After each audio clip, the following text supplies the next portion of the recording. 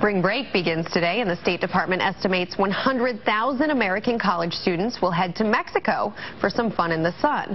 This week, Texas officials warned students to stay away from Mexico, where drug violence has claimed the lives of 4 Americans this year, on top of 65 last year. So wherever the destination, spring break outside the country can be dangerous. And Jason Cochran, executive editor of AOL Travel, is here with some important travel tips for parents to help keep their spring breakers safe this season. Great to have you with us, Jason. Good morning. So it might be the farthest thing from a college student's mind, but it is the #1 thing on parents' minds right now. What are some of the destinations where you would recommend people don't go?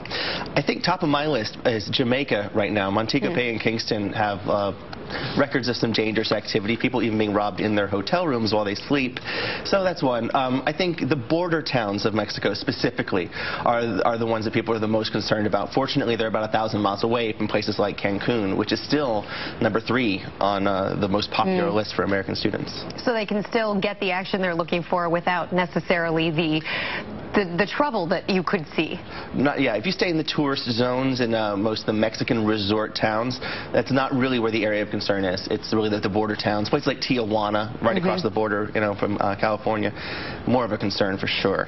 You recommend looking for a hotel that's centrally located. What's the thinking there? There's a couple reasons. One is that, there's safety where there are numbers. Lots of people, lots of tourists, and that's just true around the world. Wherever there are other people, you're more likely to be safe, especially in the tourist area. But the other is simply that, it cuts down on alcohol-related driving. You can walk wherever you want to go. You can go to the beach. You stay out of trouble, no line of danger, and you keep things centrally located. That's the answer. You also recommend travel insurance. Why is that? Well, that's because a lot of students' health policies, especially if they get it through their universities, may not be good for out-of-state or out-of-country coverage. So all you do is you have to get some medical insurance for when you're gone. So if something happens to you, you're ziplining in Costa Rica, you break your leg, you'll be flown home. Because a lot of insurance policies that we have here don't allow for that. So having that flight home can make all the difference, and you can rest a little bit easy knowing your kid's going to be fine.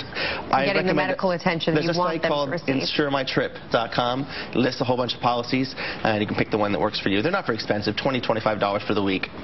When parents are looking at which documents they should make sure their students send to them ahead of the trip, what should they send? And you say they should send it to a web-based email. Yeah, no, this is a good tip, not just for spring breakers, but for everybody when you go away on a trip. Your passport, your tickets, maybe even your credit cards front and back, so you have the phone number to call if there's trouble. I used to say stick them in your luggage, with a copy, but now you can just send a scan to your Gmail or your Yahoo, and you can find it wherever you go, and you don't have to weigh yourself down a lot of extra stuff. If your luggage gets lost or stolen, you still find it. So that's what I recommend people do. You also recommend people take limited amounts of cash. What would you say is an appropriate amount of cash? Everyone's different. I think $60 is a fair amount, depending on the country you're in, because if things are cheaper, you'll want to carry around less.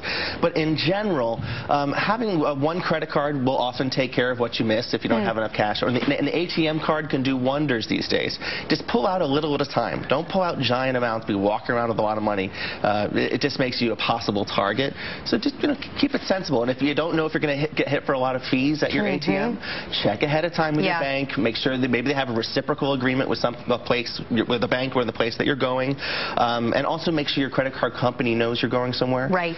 Sometimes you don't want them canceling that card when you're abroad. You go abroad, they said, wait a minute, we didn't know you were going to be going to Mexico, and they turn it off.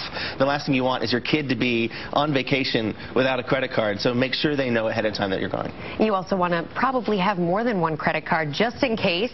If you're going to rely on credit? I'm an advocate of one, as long as you pay it off. And hopefully it won't be American Express. We love American Express. I have one myself, but they're not as widely accepted abroad.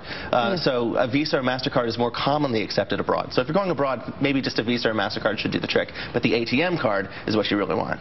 The ATM card as well as a credit card. Yes, that's where you get the cash. So have both of those things on hand. At least you have a fallback plan if one of them fails. Precisely.